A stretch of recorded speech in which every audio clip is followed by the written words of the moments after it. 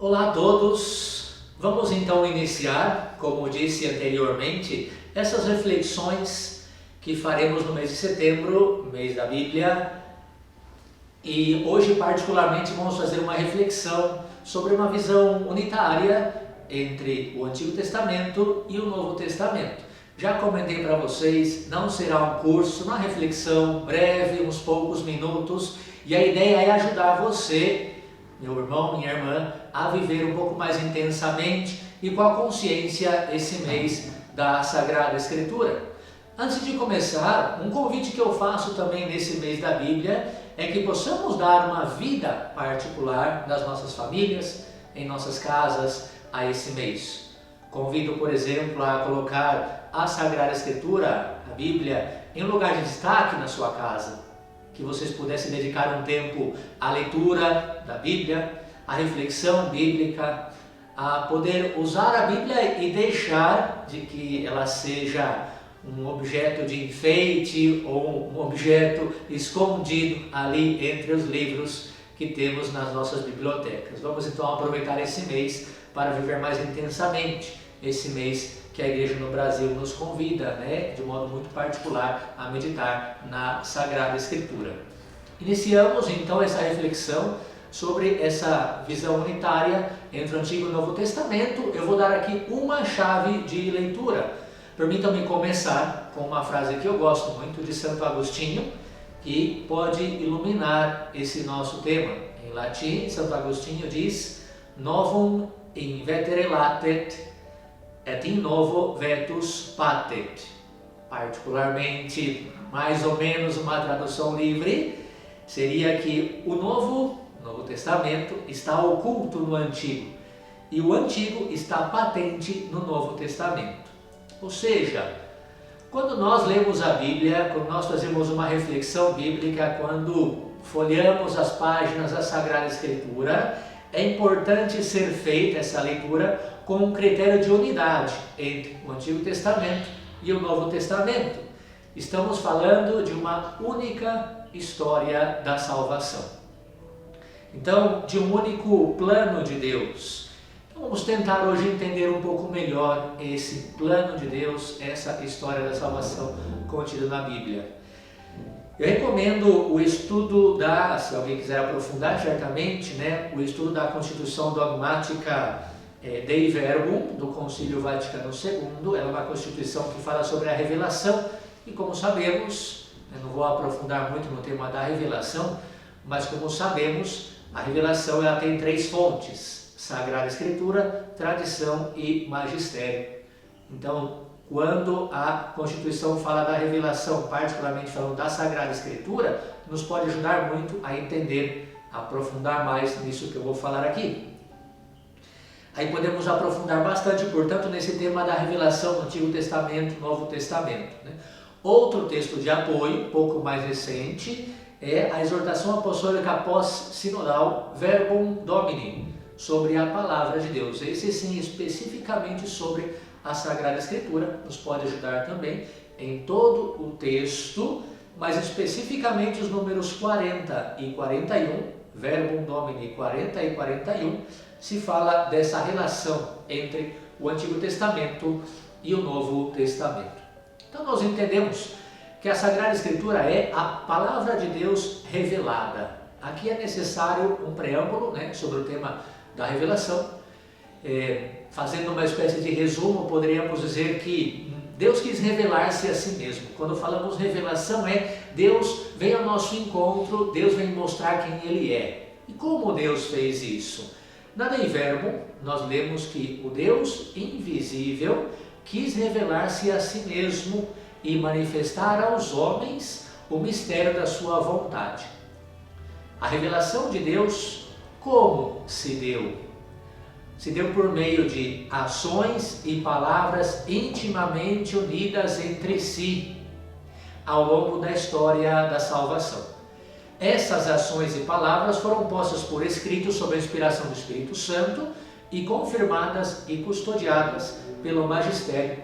Foram transmitidas pelos apóstolos, seus sucessores, até os nossos dias. Então, o que a Dei Verbum quer dizer? Está dizendo que Deus se mostrou a si mesmo por meio dos profetas, por meio das suas ações e palavras, gestos e palavras, ações divinas, palavras divinas, Deus se mostrou quem Ele é. Isso tudo foi colocado por escrito e depois foi transmitido até nós, até chegar aos nossos dias. Bom, por isso nós chamamos Sagrada Escritura Palavra de Deus revelada. Ou seja, um Deus que se revela, mostra quem Ele é, e essa revelação foi posta por escrito. É hoje o que nós entendemos como Sagrada Escritura, ou como Bíblia, se querem. Deus foi manifestando seu rosto, seu plano, sua vontade ao longo da história. E na plenitude dos tempos, o próprio Deus se fez um como nós. Talvez o ser humano não chegava a entender Deus, e Deus quis fazer-se um como nós, sentir como nós, falar a nossa língua, chorar como nós. E aí se deu o que nós entendemos como plenitude da revelação, que é o Novo Testamento, a vinda de Jesus Cristo, o próprio Deus encarnado. Deus se fez um como nós e falou com as nossas palavras quem é esse Deus. Deus nos mostrou o seu rosto em Cristo. Nós costumamos falar que o Antigo Testamento prepara a vinda de Cristo, né? Se fala de figuras, imagens do Antigo Testamento que são no fundo uma preparação para o que vai acontecer no Novo Testamento, que é o evento central da nossa fé. O próprio Deus veio ao mundo, o próprio Deus se fez homem. E aqui uma palavra-chave para entender a relação entre o Antigo Testamento e o Novo Testamento é a palavra pedagogia. Provavelmente nos escutam pais, mães, e isso é muito importante para a gente entender, né, com a imagem do pai, da mãe, da pedagogia, para a gente entender a relação entre Antigo e Novo Testamento. Um pai e uma mãe, para educar seus filhos, não falam tudo de uma vez. Vão pouco a pouco, respeitando as etapas, respeitando os tempos, e pouco a pouco vão educando, vão ensinando. Talvez até no início é necessário, vocês sabem muito bem, melhor do que eu, colocar limites. Então a gente vai colocando limites na educação dos nossos filhos. Provavelmente algum castigo é necessário também, né, para educar nossos filhos. Quem nunca foi castigado, né, pelos pais quando éramos pequenininhos? Por quê? Porque se tratava de ensinar, estávamos aprendendo. Então, a pedagogia dos nossos pais, a pedagogia das nossas mães, a nossa pedagogia como pai e como mãe, vai colocando limites e pouco a pouco nos vai mostrando, né, o que queremos que nossos filhos vivam. Assim acontece com Deus. Deus tem um único plano para nós, um único plano de salvação, uma única história da salvação, uma única economia da salvação, é a palavra que a teologia usa. Porém, essa economia, essa história, esse plano, ele tem diversas etapas e, portanto, Deus tem que usar o que chamamos de pedagogia divina para ir revelando esse plano. Não se trata de duas histórias, uma do Antigo Testamento e uma do Novo Testamento. Uma de um Deus cruel, que matava, que assassinava, que fazia guerra, barulho, trovão, terremoto.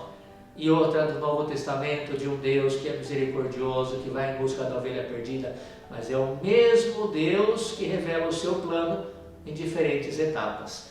Então, a partir de agora, meu querido irmão, minha querida irmã, quando você lê a Bíblia, eu quero convidar você a ver com essa chave de leitura essa Sagrada Escritura, um único plano de salvação. O que Deus quer me mostrar com esse texto? O que Deus quer me ensinar com essa passagem?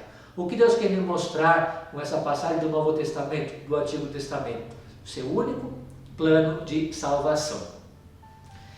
Depois vamos voltar um pouco sobre a palavra pedagogia para explicar um dos maiores dramas que a gente experimenta com relação ao tema que estamos tratando, a relação Antigo Testamento e Novo Testamento. Um dos maiores dramas é o fato de que parece um Deus cruel, e depois parece um Deus misericordioso, e depois com a palavra pedagogia vamos tentar aprofundar um pouco melhor. Então, o conteúdo do Antigo Testamento, eu coloco como chave de leitura importante para nós entendermos, é Deus não abandona o seu povo. Para mim isso é chave. Deus não abandona o seu povo. Lá, abre você, livro do Gênesis, vê como Deus criou o mundo, como Deus criou o homem, como o homem virou as costas para Deus o pecado original, e mesmo assim Deus não abandonou o seu povo. Se vocês leem esse livro do Gênesis, primeiro livro, vão ver que existem fatos importantes narrados sobre a história da salvação. Criação, pecado, dilúvio. Depois Deus escolhe um homem para dizer que ele não se arrependeu da sua criação, que Deus continua amando os homens. A vocação de Abraão, que se encontra em Gênesis capítulo 12, é uma mostra do amor de Deus por nós, que Deus não abandona o seu povo, que Deus não abandona os homens, e que quer continuar acompanhando o seu povo. Depois vem a descendência de Abraão até José, que foi vendido como escravo, foi para o Egito, povo pagão, mas lá ele ganha a benevolência do faraó. Com o passar dos anos, os sucessores do faraó já não sabiam quem era José, já não sabiam da história, e portanto os israelitas foram escravizados, que antes eram protegidos, agora sofriam sob as mãos do faraó. Então Deus de novo vem resgatar o seu povo por meio de Moisés, e assim conhecemos todo o livro do Êxodo, que é a libertação do povo. Deus, que resgata o povo, lhe dá uma série de leis, normas, contagem do povo, divisão em tribos, e chegam à terra prometida. Não sei se vocês se deram conta, mas eu aqui em menos de 5 minutos expliquei praticamente os 5 primeiros livros da Bíblia. Deus que cria, depois vem o pecado, o castigo, o dilúvio, a nova criação, a escolha de Abraão, o povo que vai para o Egito, depois o povo que vira escravo no Egito, Deus que escolhe Moisés para libertar esse povo, divide em tribos, coloca números, contagem, etc., regras, normas, nomeia reis, isso já é depois, no Pentateuco. Maravilhosa a história da salvação, a mesma história. Deus, mesmo o homem tendo pecado, não abandonou o seu povo. E é isso que nós temos que ver na Sagrada Escritura. Essa é para mim a chave de leitura fundamental da Bíblia. Deus não abandona o seu povo. Gosto de repetir para que as pessoas que nos estão ouvindo possam ficar com uma ideia clara, chave de leitura da Sagrada Escritura. Então, falamos de tudo que contém nos primeiros 5 livros da Bíblia. E vocês perceberam, é puro amor de Deus.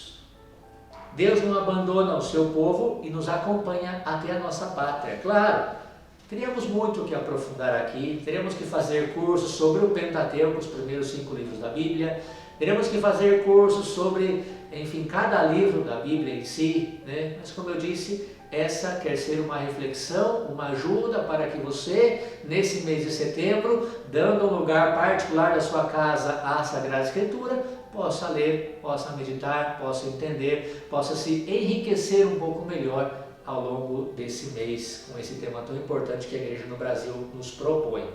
Uma reflexão para ajudar a viver o mês da Bíblia. Nos seguintes livros, o povo de Deus já é um povo independente. Então, tem reis, tem juízes, representantes do povo perante outros povos vizinhos. Porém, a identidade do povo israelita sempre esteve ligada a Deus. Deus que criou, Deus que fundou o seu povo, Deus que libertou esse povo e deu para esse povo uma terra. Até que alguns homens e mulheres começam a esquecer que a identidade do povo está ligada a Deus e começam a buscar outros deuses para que viessem em encontro do povo, para que viessem na terra, e de repente começa a construir templos e lugares de culto a outros deuses na terra que o Deus de Abraão deu ao povo. Então é onde entra o pecado. E surgem os profetas. Quem são os profetas? Homens escolhidos por Deus para lembrar o povo que se afastou que a nossa vida deve sempre estar unida a Deus, que Deus é o Senhor, que temos que obedecer suas leis, seus mandamentos, sua palavra. Os profetas são aqueles homens que Deus escolhe no meio do povo, que gritam ao povo para lembrar: não se esqueça, meu povo, nós chegamos aqui hoje porque Deus nos trouxe até aqui, não podemos virar as costas para Deus porque vai ser a nossa ruína. Olha que bonito isso. Outra vez, Deus escolhe homens do povo para lembrar uma coisa, que Deus não quer abandonar o seu povo. Chave de leitura maravilhosa do Antigo Testamento. Finalmente chegamos, claro, depois vem todos os profetas, toda a história, enfim, finalmente chegamos ao momento crucial da história, dessa história de amor de Deus com o seu povo. Provavelmente diriam algo como: Deus não abandona o seu povo, que foi o que mais nós falamos aqui, né? Deus nos ama, Deus nos acompanha. Essa é a pedagogia de Deus na história da salvação. Vamos lá na Dei Verbum, número 15 e 16 da Dei Verbum diz o seguinte: a economia do Antigo Testamento destinava-se sobretudo a preparar, a anunciar profeticamente e a simbolizar com várias figuras o advento de Cristo. Todo o Antigo Testamento, com profecias e figuras, preparam a vinda de Cristo. Número 16. Foi por isso que Deus, inspirador e autor dos livros dos dois testamentos, dispôs tão sabiamente as coisas, que o Novo Testamento está latente no Antigo e o Antigo está patente no Novo. A frase de Santo Agostinho que eu citava para vocês. Então, concluindo essa primeira ideia, eu gostaria de colocar a realidade que Cristo veio cumprir e realizar tudo o que foi anunciado no Antigo Testamento. Então, quando a gente pega o Novo Testamento, o Evangelho, cartas para ler e para meditar em família, lembra, aqui está o cumprimento daquilo que Deus já prometeu lá atrás no Antigo Testamento, porque Deus não quer abandonar o seu povo. A escolha de um povo, a libertação desse povo pelo sangue, o cordeiro imolado para celebrar a libertação do povo, tudo isso ganha um significado novo com Cristo. A morte de Cristo na cruz, Cordeiro de Deus que nos salva e liberta, o seu sangue oferecido, o sangue da nova aliança, o Cordeiro de Deus que tira o pecado do mundo, sem falar do Cristo, sacerdote, profeta e rei, figuras do Antigo Testamento que tem seu cumprimento em Jesus. Os sacerdotes ofereciam sacrifício pelo povo, Cristo se oferece a si mesmo por nós, o seu povo. Os profetas anunciam a mensagem de Deus ao povo, Cristo vem em pessoa anunciar sua mensagem ao povo. O rei guia e governa o povo. Cristo é quem nos guia e quem nos governa com a sua igreja, a Igreja Católica fundada por Cristo. Percebam então que o Antigo Testamento prepara o que será cumprido no Novo Testamento. Mas quando eu falo disso, tem uma pergunta que todo mundo me faz, e essa vai ser a segunda ideia, o conclusivo dessas reflexões. Por que, padre, o Antigo Testamento, ou o Deus do Antigo Testamento, é tão diferente do Deus do Novo Testamento?